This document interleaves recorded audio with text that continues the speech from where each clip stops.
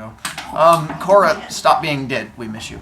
I need She said she someone was to. in Netherlands. No, Or Neverland, or whatever it's called. I don't know what it's called either, but leave Neverland or wherever you want to. Page 68 due for Friday, although we are going to get a chance to read today. So as we go through, we'll take examples here in just a moment. I get to pick on 5 more of you. Here is what I'm looking for the actual homeworky thing you are going to do. So as an example, if you go to page 15, my first one, where it says I pulled out my switchblade. If your explanation is I like knives, that's fine, but it means you're probably only going to get like a C on this whole thing because that just means you're doing the bare minimum.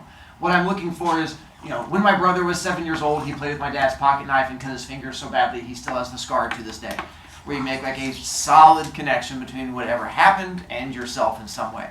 Because in my regular class, we're doing the same thing with their book, and I had a kid who underlined the word school and then put I go to school. And I was like, wow, way to push yourself on that one. And there was another one that was like, well, here I underlined the word book, and I'm reading a book. And I'm like, so I'm just letting you know, you can do that, but it does come back to haunt you eventually. I'm looking for slightly more levels of thinking than that. 10. So that's just one example of it. 10? No, 10. This is called sassing you. All right, so from here, let's take a look through yours. I'm going to have you find one. I already did. It's okay. I'm old. I don't remember who went yesterday. So some of you may get a chance to go again, depending on how my brain works. I need Never. hair. Are you volunteering or just wanting to yell at me? Oh, we'll get you in a second. That was so nice of you.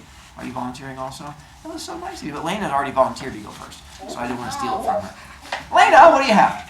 He has dark brown hair. Wait, what page? 6. Okay, go ahead. My Dark brown brother- hair. And whose? What? Who?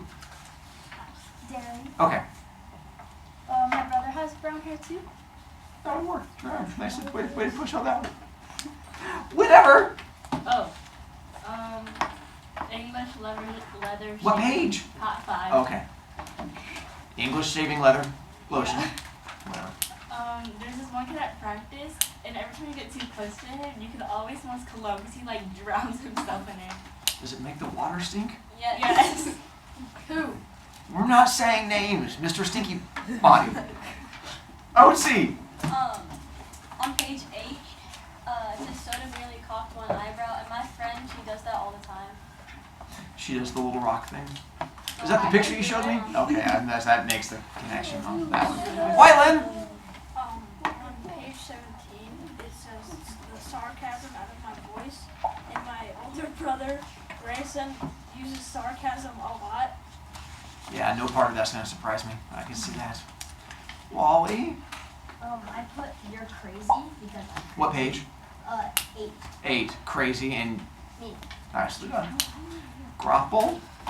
On page 10, it said you could shut up that guy, and I put me, because I never stopped talking. I'm assuming right now you guys are all channeling this one.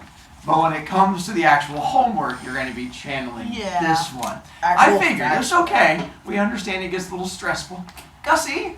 I just highlighted the name Keith because I have like a great uncle named Keith. All right, Bryce? No on page 5 because everybody says no to me. No, Bryce. Even the lady. No. Well, with that one, we're going to stop. We will come back, and I'm going to do it again tomorrow. And I'll probably say no to Bryce then, too. Now that I know that's how that works. Oh, he said no. How that works. See, By the way, Wyland, I keep wanting to call you Smithers, so that may be a thing that happens, just so you know. So I just figured I'd give you a heads up when I start looking at you and saying Smithers. That's probably going to be why. Okay. It's from The Simpsons. There's a Waylon Smithers, and I keep wanting to say Waylon, I keep changing my brain to say Wyland, and I'm like, I'm just going to give into it. And I was going to do the Waylon, I'm like, I'm just going to jump to the Smithers, and it's so much more fun that way. And we'll see if it sticks from there. Let's see, so we have our 2 sides that are fighting, our greasers, and then the socias. And then I do have my hubcappy thing. There. They talk about Steve and a hubcap. Did you steal Hubcap. one? Whoa. Did you steal? Can I touch it? How is this a whoa? Wow. Every car has. I thought it was smaller. So Damn. it's car tire size, And all it has is like these little things that just snap into it on the car wheel where you just snap it in there. They are not hard to steal. You really just take a large screwdriver and just go ding, and they pop right off. Nowadays, they're not as common because most wheels have what are called like the actual wheel that's in there, the like fancy rims, thank you. So most cars nowadays have rims, so you're not going to see these as often. When you pop this off, all you then see is like the black part of the tire and stuff like that, so it's not very fancy. So this one again is just made out of plastic, not nearly as exciting. Shimmy Jam? Are those fake lug nuts? They are fake lug nuts. Because that way from a distance you can't, it's just plastic. You can't tell the I fact want to that it's touch fake. it. Wow. You guys are Is it crazy. heavy? Wait, what's fake? They want to try it. Is it like gourmet plastic? He thinks you're It's just I want to touch it. Wait, what's a lug nut? I bet it weighs It's a 100 baseball pounds. bat. Jada, Right? Oh, yeah. Yeah. what? And I'm not going to show. Those of you who are excited by it, at the end of class, I will just put it right over here. Yay! Yay! Much like Excalibur, you can come over and try to lift it. Be like, oh my god, oh wait, it's like made of plastic. So again, it's not heavy. Now, what Steve was doing back then, those were heavy ones. Like if this one I threw at you, you'd be like, no, it doesn't bounce off of you. But the older ones I'd throw you back, no, don't, and you just hit the ground. So, slight difference. So then again, our pictures of the different people from there. And then we got to... Alright, now we can actually get to the reading bit. So they were going to talk about... All we did was talk about what? Cools yesterday? Yeah. What are cools? I don't know. Hopefully you guys all went home and told your parents, I know what cools are! And you got to have that good bonding moment with them. And they're like, this weekend? And you're like, this weekend. And you high-five each other. And then we did talk about the drive-in restaurants. You guys all yelled at me for that one. And then the drive-in movie theater, because we find out that Jada's been to it like 6 times or something like that. And so that was what we were going to get into from there. All right. I'll rewind till we get to the cools. And there we go. Page 19. There we go. Chapter 2. Dally was waiting for Johnny and me under the street light at the corner of Pickett and Sutton. And since we got there early, we had time to go over to the drugstore and the shopping center and goof around. We bought Cokes and blew the straws at the waitress and walked around eyeing things that were lying out in the open until the manager got wise to us and suggested we leave. He was too late, though. Dally walked out with 2 packages of Cools under his jacket.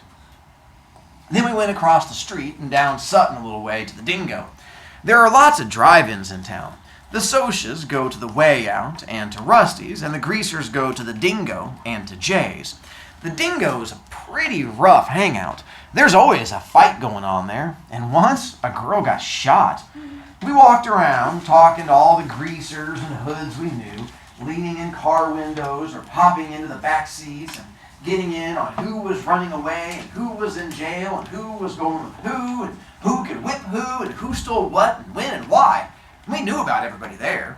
There was a pretty good fight while we were there between a big 23-year-old greaser and a Mexican hitchhiker. We left when the switchblades came out because the cops be coming soon and nobody in his right mind wants to be around when the fuzz show. You guys know what fuzz is? Cops. Good job. The Just making sure you guys that are arrested. My mom's from the south side of Chicago. We crossed Sutton and cut around behind Spencer Special, the discount house, and chased 2 junior high kids across a field for a few minutes. By then, it was dark. I'm assuming this where you guys all highlight junior high kids, and you're like, I did junior high too. I'm really pushing myself today. I just did. Oh, Yeah. so. And by then it was dark enough to sneak in over the back fence of the nightly double drive-in movie. It was the biggest in town and showed 2 movies every night, and on weekends 4. You could say you were going to the nightly double, then have time to go all over town. We all had the money to get in. It only costs $0.25 if you're not in a car. But Dally hated to do things the legal way. He liked to show that he didn't care whether there was a law or not. He went around just trying to break laws. We went to the rows of seats in front of the concession stands to sit down. Nobody else was there except 2 girls who were sitting down front. Dally eyed them coolly, walked down the aisle, and sat right behind them. I had a sick feeling that Dally was up to his usual tricks, and I was right.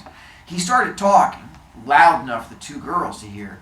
He started out bad and got worse. Dallas could talk awful dirty if he wanted to, and I guess he wanted to then. I felt my ears get hot. I mean, Two-Bit or Steve or even Soda would have gone right along with him, just to see if they could embarrass the girls. But that kind of kicks just doesn't appeal to me. I sat there, struck dumb, and Johnny left hastily to get a Coke. I wouldn't have felt so embarrassed if they'd been greasy girls. I mean, I might even have helped old Dallas. But those two girls weren't our kind. They were tough-looking girls, dressed sharp and really good-looking. They looked about 16 or 17. One had short, dark hair, and the other had long, red hair. The redhead was getting mad, or scared. She sat straight up and she was chewing hard on her gum. And that's one that many of you guys could probably highlight, because I'm sure many of you guys like to chew like you're trying to take down a cow. The other one pretended not to hear Dally. Dally was getting impatient. He put his feet up on the back of the redhead's chair, winked at me, and beat his own record for saying something dirty. She turned around and gave him a cool stare. "Take your feet off my chair and shut your trap." Boy, she was good looking. I'd seen her before. She was a cheerleader at our school. I'd always thought she was stuck up. Dally merely looked at her and kept his feet where they were. Who's gonna make me? The other one turned around and watched us. "That's the greaser that jockeys for the /J sometimes," she said, as if we couldn't hear her. Hang on before I get to the next part. When they say jockeys, it's a thing that you might not reference. It's gas stations, and there used to be a time at gas stations where you were not allowed to fill your own gas tank. When you would pull up to it, nowadays your parents get out, or they make you get out, and then you fill up the gas tank. That used to be a person's job, where they would have to go over and fill up the gas tank for you. If you go out to Oregon or to New Jersey, it is still a thing where you're not supposed to fill your own gas tank. It is a person's job who comes out to your car, asks you how much you want, and then they fill the car for you. And they were called gas jockeys because they would run from the building out, fill up your car, and then run back. When I was a kid during dinosaur times, they still existed because my grandma would use them all the time. But it makes your gas more expensive. You'd have two prices: self-serve and then full service. And then this was when they would come out. You'd have to pay an extra 20 cents a gallon or something like that. I had heard that same tone a million times. Greaser, greaser, greaser. Oh yeah, I'd heard that tone before too many times. What are they doing at a drive-in without a car, I thought. And Dallas said, "Hey, I know you two. I've seen you around the rodeos. It's a shame you can't ride bull half as good as you can talk it," the redhead said coolly, then turned back around. That didn't bother Dally in the least. "Hey, you two barrel race, huh? You better leave us alone," the high redhead said in a biting voice, "or I'll call the cops." Oh my, you got me scared to death. You ought to see my record sometime, baby. He grinned sharp. Guess what I've been in for? "Please leave us alone. Why don't you be nice and leave us alone?" Dally grinned roguishly. "I'm never nice. You want a Coke?" She was mad. By the way, this is called awkward flirting, in case you were having a tough time with that one.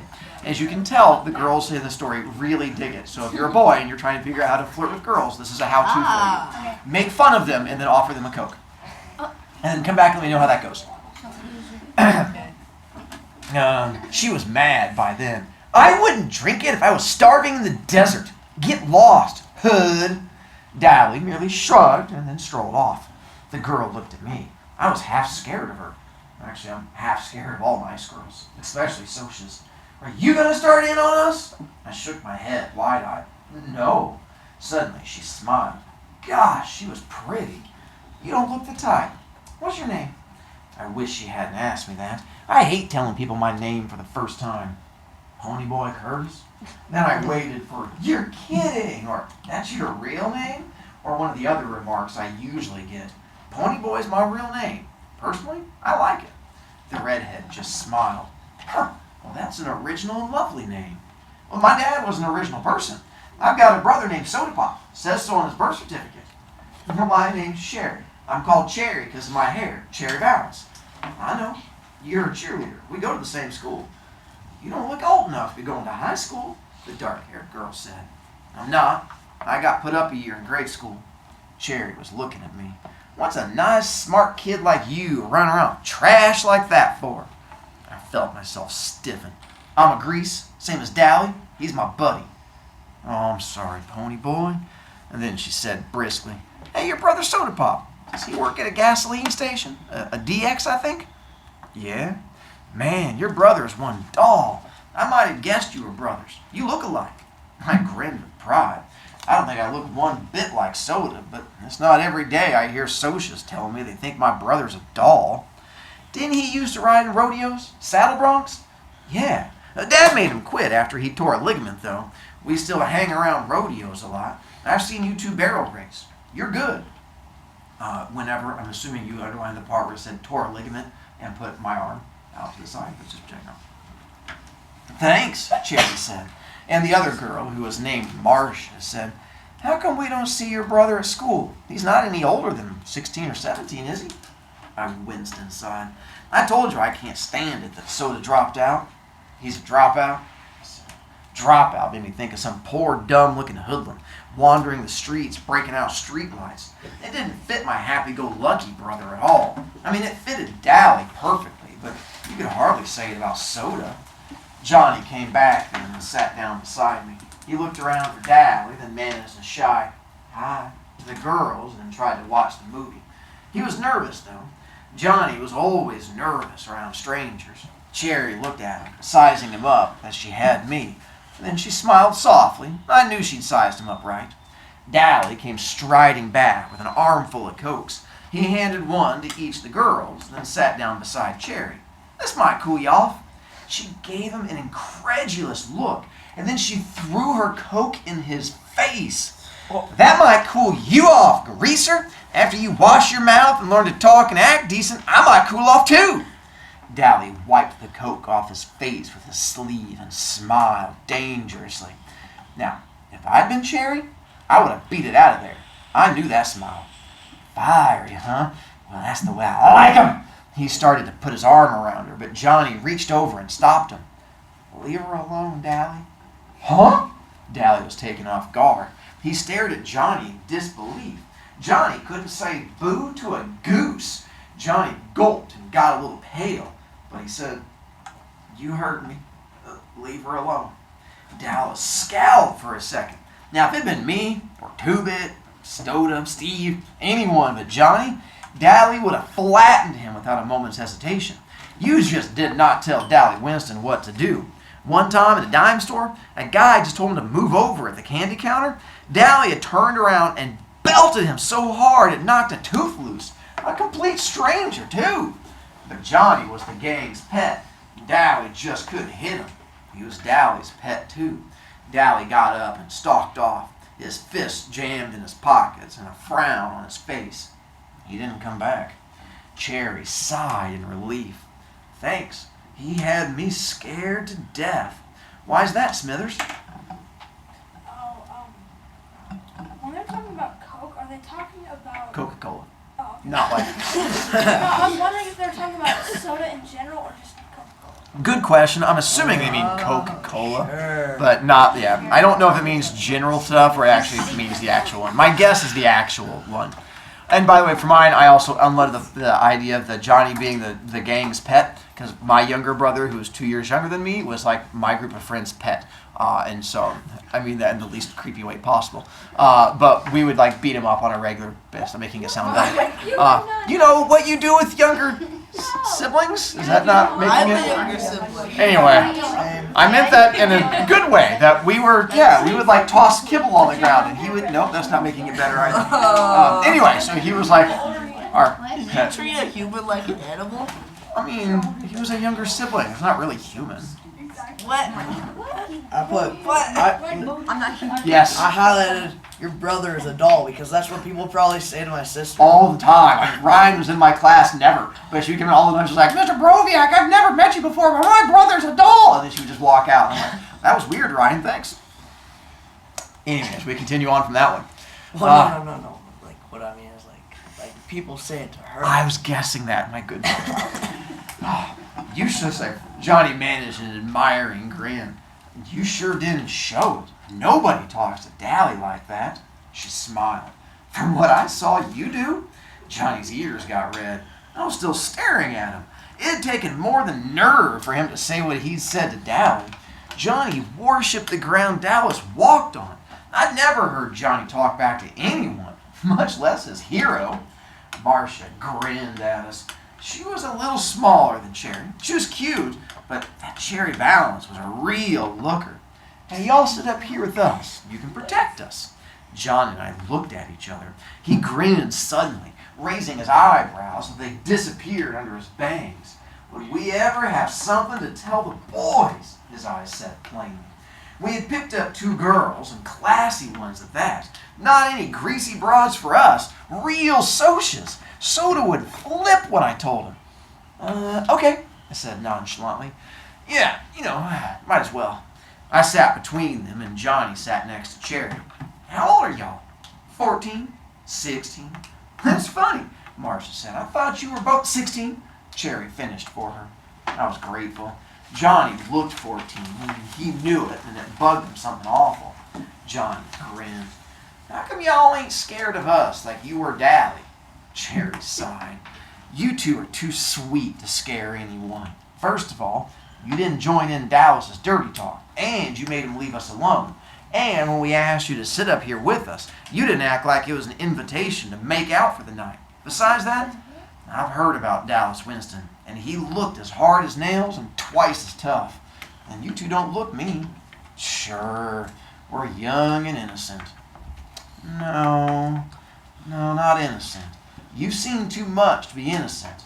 You're just not, dirty. Dally's okay, Johnny said defensively, and I nodded. You take up for your buddies, no matter what they do. When you're a gang, you stick up for the members. If you don't stick up for them, stick together, make like brothers, it ain't a gang anymore. It's a pack. A snarling, distrustful, bickering pack, like the socias and their social clubs, or the street gangs in New York, or the wolves in the timber. He's tough, but he's a cool old guy. Yeah, he'd leave you alone if he knew you, I said. That's true. When Steve's cousin from Kansas came down, Dally was decent to her and watched his swearing. We all did around nice girls who were the cousinly type. I don't know how to explain it. We try to be nice to the girls we see once in a while, like cousins or the girls in class, but we still watch a nice girl go by on a street corner and say all kinds of lousy stuff about her. Don't ask me why. I don't even know why. Well, Marcia said with finality, I'm glad he doesn't know us. I kind of admire, Cherry said softly, so that only I heard. Then we settled down to watch the movie. So apparently Cherry has a bit of a crush on the bad boys. I'm sure that won't come back to haunt anyone later. And there we stop for today. Tomorrow we'll get to a bit more of the scary bits. New episode are not home today. Not yet. Not until after tomorrow. Alright, we'll miss you, Cora. Come back. Have fun watching the video. Hello. Toodles! You can touch the hubcap. Making